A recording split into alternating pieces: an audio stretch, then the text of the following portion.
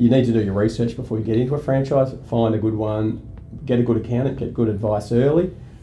Make sure you know what you're doing and you're going into it with your eyes open. At the end of the day, the franchise model is you're paying a percentage of your turnover to head office, so you need to be very comfortable that you're going to make money.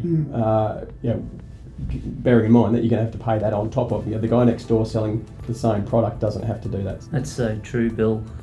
How often you see a franchise and you go, I've never heard of that, and then you think, why did you even need to buy that as a franchise? Yeah. You could probably have gone to somebody with some retail expertise, a shop fitter even, who probably could have given you the design and buy that initial expertise and then not without buying your straws for like $20 a bag as opposed to $1 down at IGA or something. That's one of the terms, James, that are in these franchise agreements that can cruel people. How locked in you are to your franchisor's system.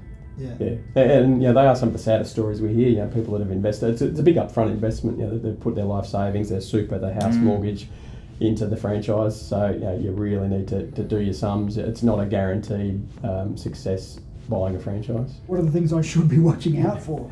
I'd certainly be looking. You really want to see the numbers, and particularly if you're buying an existing franchise, you want to see what happened to the guy before you. He hasn't handed it over to you because he was doing wonderfully. Has he failed? Has he just retired? You need to know the full story. You need to see the numbers on that location, and if it's a new location, you need to do your research and are the predictions that are being provided to you likely to be achieved. What I would say is that if you've got yourself into a franchise and things aren't going as well as you hoped or expected, get some early advice, because unlike building construction in Queensland, at least, building construction, you're in liquidation and out of business, or you're trading. With a franchise, there is a possibility to take some remedial steps. You might be able to see Bill early and put the thing into some form of safe harbour or voluntary administration. There might be an opportunity to negotiate something with the franchisor. Most franchisors don't want to see their franchisees fail, and there's an opportunity to get some external advice and do what's needed to reform the business. The franchisees may be an easy way to make money for them in the short term, so you're really going to be wary of that.